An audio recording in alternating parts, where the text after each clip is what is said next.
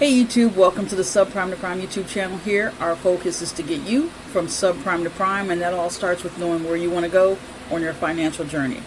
Now this is for information and educational purposes only and is not intended to be financial or legal advice. And please hit that subscribe button and smash that like button for more content on all things financial literacy. Alright, let's get started. Now in this video I'm going to talk about basically how to get to financial freedom on a very modest income. And though it sounds like super BS-ish, for lack of a better word, like no one can get, to financial freedom on a small income. I mean, it's been done before by many people. It's just that it requires restraint and discipline, and in some smart moves with your money, and also just creating more income. So I'm going to give you basically 8 tips, and I want you to label them as such. And the first thing I want you to understand is, becoming financially free on a modest budget. It is a journey in and of itself. That's why I always constantly say financial journey, because this isn't an overnight thing. It's not going to happen for most people overnight. It does require, planning, discipline, and then just smart financial decisions. Now, financial freedom means having enough savings, investments, and cash on hand to afford the lifestyle you desire for yourself. So no one can say for sure what that, finite number is for you. That's something that you have to figure out on your own, and what would make you happy in life. Now, that's the whole point of life, right? Is to be happy. Now, being happy and, working hard to preserve the money that you earn, they can go hand in hand. It's not one or the other, and you don't have to make, being disciplined and being savvy and smart with your money, a negative. It's just what it requires to get to where you want to go. People aren't just handing you life on a silver platter. I mean, there are some people who are fortunate to have gotten that, but you don't know their story. You just see, the after effects of, whatever's, been put in place. But that's neither here nor there. And one day when you stop comparing yourself to other people, you really understand that, because that is a true killer of joy. Comparison. Who cares what someone else is doing? You have to worry about what you are doing. That's the whole point of this. You. Now, we need to start off with number 1. Understanding your finances. Just understanding what you have in front of you. So that means you have to track your spending and know where every penny's going. And then you got to use budgeting apps or a simple spreadsheet to monitor all of your expenses. Period. Can't get past that. You want to get to that, golden ticket at the end. This is where it starts. These little small steps that you have to take to get to that super huge, big end goal. Creating a budget. Again, I'm going to keep hammering this in until you understand that that's what has to happen. Allocate your income to different categories. Your necessities, your savings, your debt, and then your discretionary. Yes, actual discretionary income. That means money that you can spend on things you want. You might have to wait a little while to get to that point where you can really go ape shit with that, but I'm saying right now, when we're getting on track, It's a category, but it should be your very smallest category. You haven't earned, you know, the full spectrum of it yet, because you have to get everything in order and get things right. All right. Number 2, reduce your expenses. I will hammer this one all day, every day. You got to cut unnecessary spending. You know, got to identify the areas where, you know, you can cut costs, like, you know, dining out, subscriptions you don't use, or luxury items. Right now, we're in, you know, this economic whirlwind, we'll call it that, because there's highs and lows, and you can't predict how things are going to, you know, go financially.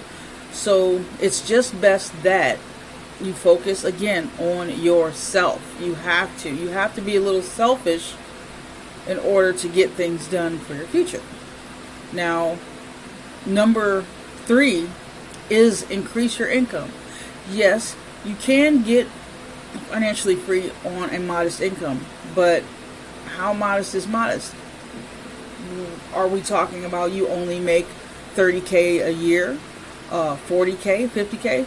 Well, if you have the ability to do so, why not double that? Why not add on to that in some way, shape, or form to help get you to where you need to go a little faster? Because it's going to be one of those catalysts that helps propel you to where you want to go. It's a thing that you have to think about and take action on. Okay? Invest in yourself and acquire new skills or education that lead to either a more high-paying job or a high-paying opportunity. All right, number 4, save and invest wisely. I will drill down again on an emergency fund, and you got to aim to save at least 3 to 6 months worth of living expenses just in case shit. It's unpredictable out there. You don't know what's going to happen, so why not be prepared? Plan like you don't know what's going to happen, because you don't. Simple as that on that one. Number 4, save.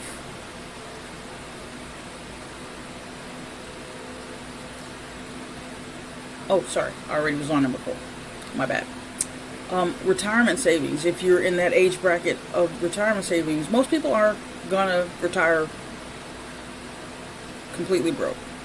That is a fact of life, because most people they don't understand how money works. They don't understand how our economy works. They don't understand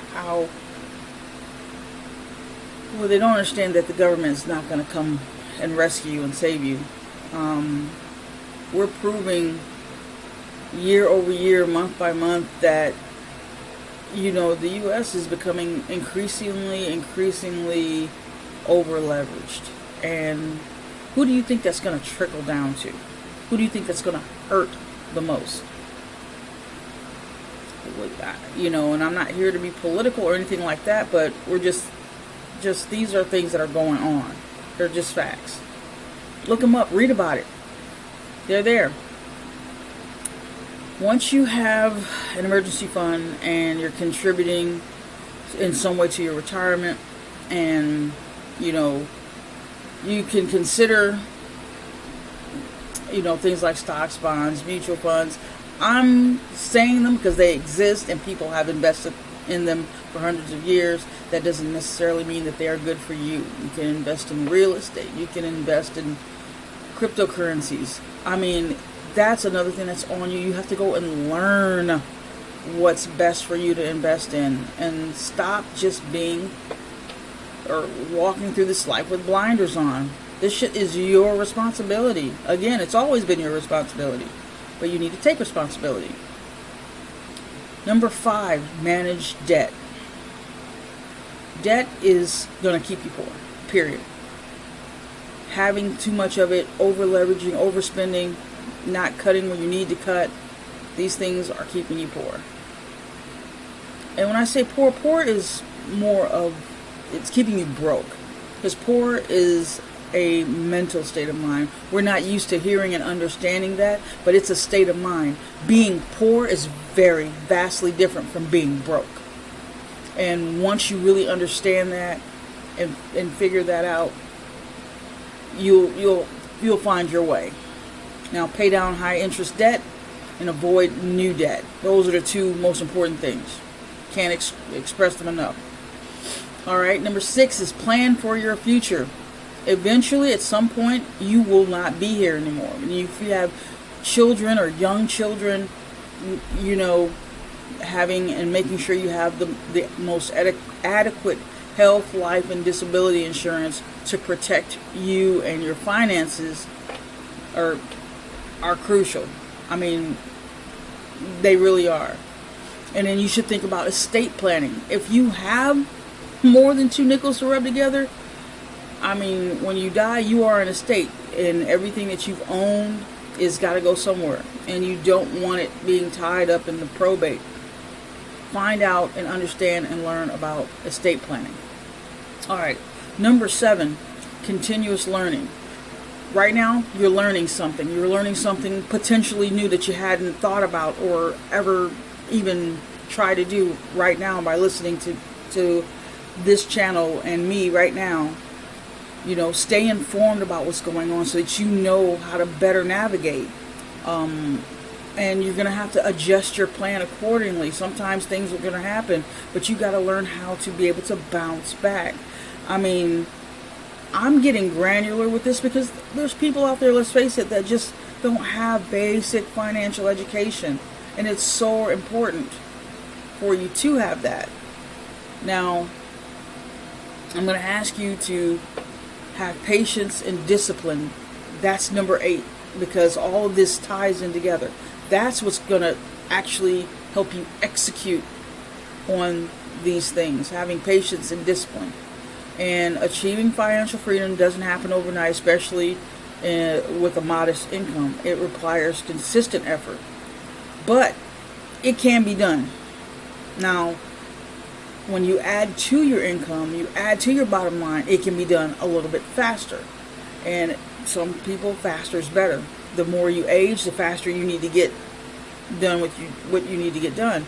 And the more discipline, for the most part, you may have. And like I said, a few tools and resources for you.